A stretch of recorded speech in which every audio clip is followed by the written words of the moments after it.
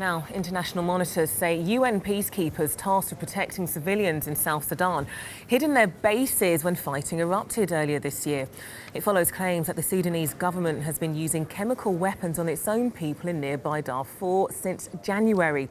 With attention taken by the civil war in Syria and, to a much lesser extent, the war in Yemen, charities are asking when the international community will make serious attempts to resolve the crisis in East Africa. Well, Maddy Crowther is the head of communications and research at the charity Waging Peace, and she joins me live now from central London. And Maddy, you're saying as saddening and sickening as the reports of use of chemical weapons are, you're not surprised? I'm afraid we're not. So at Waging Peace, we talk regularly with members of the Sudanese diaspora in the UK, and what they're telling us is that they've heard these reports before. It might be a bit graphic, but we've heard reports of people's bodies expanding and even exploding after death, and smoke that would darken in the sky. So I'm afraid it's something that we've been experiencing before, and I think the UK Sudanese diaspora is quite keen for action to now be taken on this. Well, this is a conflict that's been going on since 2003. Tell us a little bit more about what you are seeing on the ground. So alongside the allegations of chemical weapons that obviously need to be investigated fully, the Amnesty International report that actually documented them reports on the more systematic forms of violence that have been occurring in Darfur since 2003, as you mentioned. So that includes the destruction of villages, it includes bombing of civilian targets like schools and hospitals, mass rapes. So those sort of things have been continuing for now well into their 13th year. So this should really be a wake-up call to the international community about chemical weapons, and a red line in our engagement with the regime to actually do something about what's been occurring there for so long. I mean, these are weapons that are essentially banned, and the Sudanese government has consistently denied any use of chemical weapons. What are your reports and claims based on?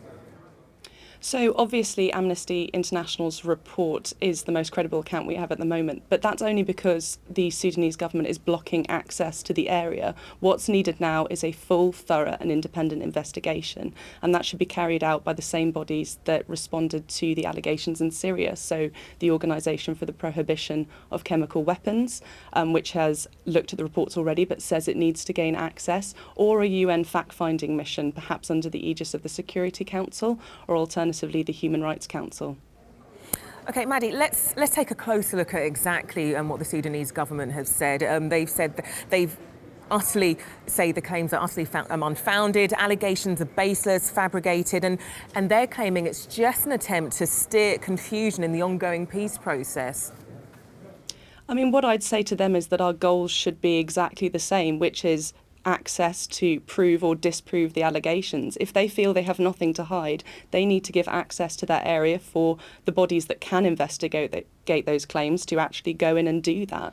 And they should also provide humanitarian access to that region more generally. The reason that some of these claims can look fabricated in some way is simply because the Amnesty researchers could only go off satellite imagery and could only go off phone calls to people on the ground. I think they are credible though, and they are serious, and they need to be taken seriously by the international community. And that's the problem you're suggesting today, that not enough is being done by the international community, distracted by conflicts in Syria. We were just talking about it earlier. Not even just by the conflict in Syria, but I think domestic pressures to do with migration have encouraged us to engage in a process called the Khartoum process to try and stem migration from and through the Horn of Africa. And that has led us to engage with regimes like Sudan to try and reduce the numbers rightfully fleeing the violence that it's perpetrating in their area. So it's not even external pressures, it's also domestic pressure that I think is leading us into the arms of regimes that are, guilty of chemically murdering and maiming their own civilians. Now, this conflict has been going on for 13 years and doubled than the conflict, comparing it to Syria. What do you think needs to be done to bring some kind of resolution to this?